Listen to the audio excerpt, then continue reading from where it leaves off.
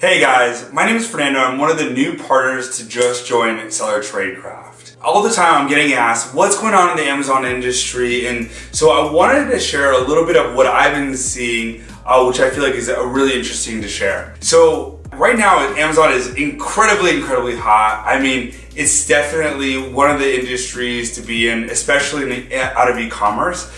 And basically I look at it as almost like a modern day gold rush. And you might ask why. But basically, Amazon has a massive customer base that's already trained to purchase. They've got all their credit cards and addresses already saved. And then what's even more is that Amazon is willing to ship the products from FBA to the customer directly for you. And on top of that, they're gonna manage a majority of the customer support. It's just an amazing time to be an Amazon entrepreneur. And so you might ask, like, well, why is it a gold rush then?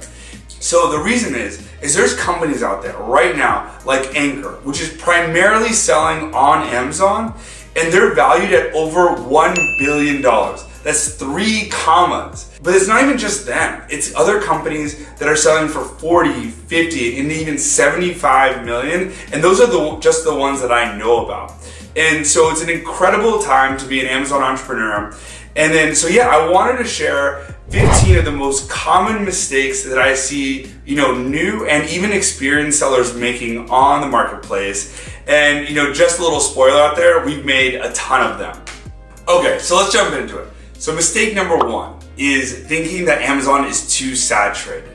There's tons and tons, hundreds if not thousands of niches that you can jump into on Amazon.com, which is in the US. But on top of that, there's so much opportunity in the growing marketplaces like Canada, UK, Germany, as well as they've just launched, Japan, Mexico, and Australia in the last few years. There's tons and tons of opportunity still left in Amazon. So number 2, a mistake that I see is people kind of going after these products that are maybe generating 50 or 100K in revenue a month with like 1,000, 2,000 reviews.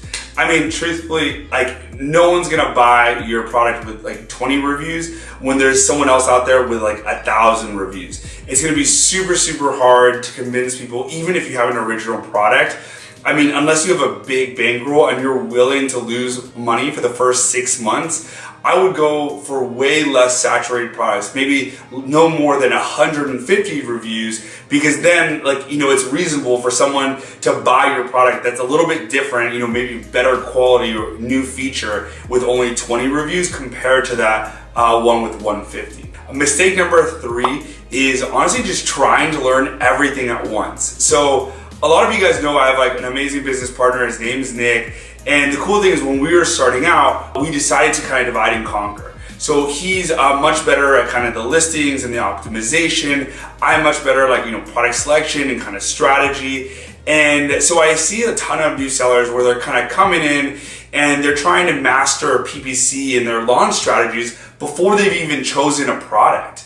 And it can get super overwhelming and discouraging. And so I would really try to build it out in more sequentially. So you focus on product selection, then you go to sourcing, then you kind of start thinking about your marketing inserts and all that kind of stuff. And then, eventually you start working on kind of the launch and PPC strategies. Okay, so mistake number 4 is going after super low price points. Huge mistake, because once you factor in your product cost, your FBA fees, referral fees, sponsored products, storage, giveaways, all that kind of stuff, selling like an $8 or $10 priced item is just not gonna work very well. And even if it does in the beginning, other competitors, especially the Chinese sellers, are gonna come in, you're gonna face margin compression, and then you're gonna be stuck with tons of inventory. It's happened to quite a few of my friends. I really suggest trying to go above a $15 price point at the very minimum. So mistake number 5, this is one of the most common ones that I see out there, but it's trying to build multiple businesses at the same time. And yeah, I'm talking about OA, RA, private label, merch, all that kind of stuff. It's a huge distraction. Choose one line of business and really get good at that. Because if you're trying to, start doing wholesale while you're waiting for your merch designs from your graphic designer, while you're looking for, your first private label product, you're not doing all of those as well. Like I mentioned earlier, is like we kind of divided and conquered just in private label. And if you're trying to learn all 3 of these business models or 5 business models at the same time, there's just no way you're gonna be able to do them all really well. And so there's something called Pareto's Law, or the 80-20 rule, which basically believes in like that 20% of like the channels will bring you 80% of the results. And so I truly believe that for almost every Amazon seller, or even marketplace seller, Amazon is generating for sure more than 80% of the bottom line. And so in that situation, really double down, focus on one channel and be super, super good at it, and one model, and be like exceptionally good at that. And then mistake number 6, I would say not hiring an inspection company while in China. I mean, you've seen these products that come in with terrible reviews, maybe they broke on the way to the customer. And so that can all be prevented by hiring a good inspection company in China that's gonna come in, make sure that the quality is to your standard. But then on top of that, they can do something that's called a drop test. Super simple, but you literally just drop the product for a few times from like 30 inches high. So it's like, I don't know, here maybe. And then basically what they're doing is just making sure that from when the product goes from the factory to FBA and then ultimately to the customer, that it's going to be able to sustain all of that movement and hopefully not break. It's going to save you a ton of time in terms of not getting those like 1 and 2 star reviews later on. So mistake number 7 is not finding a mentor. So when we first started out, we actually ended up hiring a coach. We spent thousands of dollars, but it was totally worth it, because he told us, how much to order, which of our products, we should really focus on continuing, how to optimize our listings, how to do PPC. Honestly, it was basically a shortcut, because if we hadn't worked with him, I'm sure it would have taken us 4 times longer to learn all of that stuff. And it definitely paid itself off within like the first week or 2. Mistake number 8, do not sell fad products if you're coming too late to the game. So do you guys remember those fidget spinners? Literally everyone and their mom had one. There's this huge craze that maybe last year or the year before. But now if you check it on Keepa, I'm sure their sales are pretty abysmal compared to what it was. Or you could also check Google Trends. But I would definitely not join one of those kind of fads if you're coming in too late, because you're gonna end up with thousands and thousands of units of inventory. And honestly, you're probably just gonna have to donate it or liquidate it, which is gonna be a huge mess. And then mistake number 9 is selling a patented product. I mean, it's a great and easy way to get into legal discussions, spend a ton of money on lawyers. And honestly, probably the worst thing is that it's actually gonna bring you away from running your business, because you're gonna have to deal with this kind of legal stuff. I definitely suggest staying away from patented products, or if you're really set on doing one, then make sure to hire a really good IP attorney that can help guide you through that process. Okay, mistake number 10. So staying isolated from the Amazon community. So this is a big one that we made. Actually, for the first 2 years, we didn't associate with anyone in the community. We were really closed off. And then in the 3rd year, we started networking a little bit more. We actually joined a group with about 200 other sellers that were doing all over 1 million a year in terms of revenue on Amazon. And it's actually been one of the best decisions that we've actually made. I mean, we've learned a ton from people in there. Sometimes someone's an expert in Amazon, on Facebook ads. And so I can always reach out to them and learn, pick their brain, or someone might have connections into the retail. And then so they can make those introductions.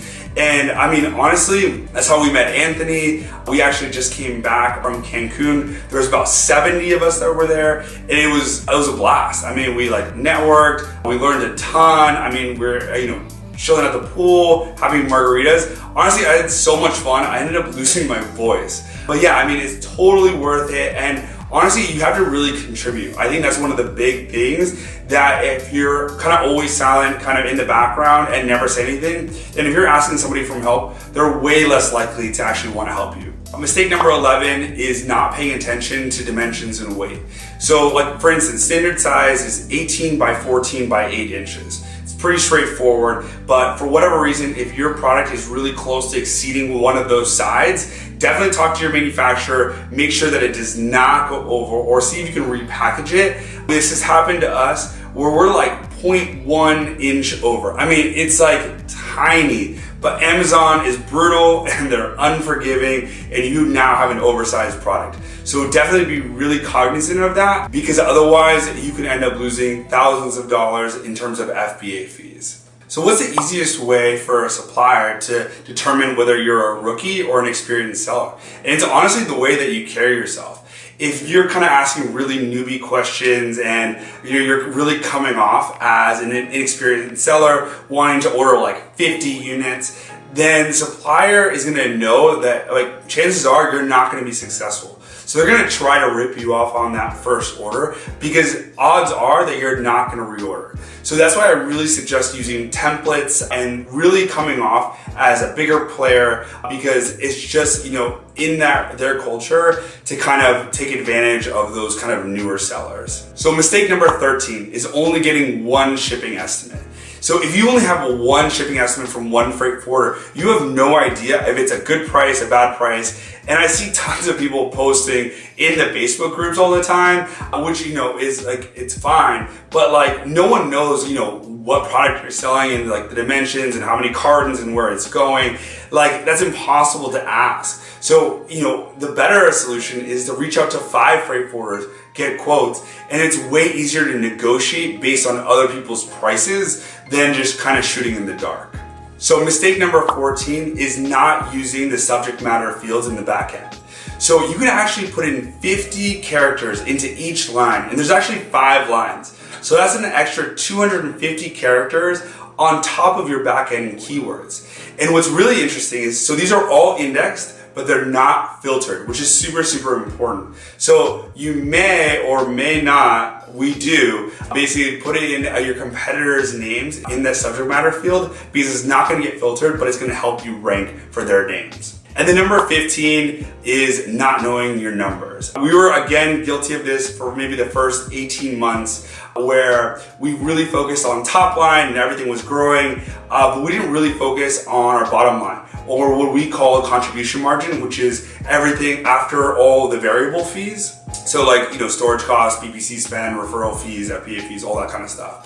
But I really, really suggest that you really learn those numbers, that you're able to calculate contribution margin really quickly without even thinking about it, because that is going to be when you really understand your business and you're able to scale much faster. And that's all 15 of the most common mistakes that I see in the Amazon game. If you guys have made one of these mistakes or can relate to one of these stories, please leave a comment below. I would love to hear your story. See you guys soon.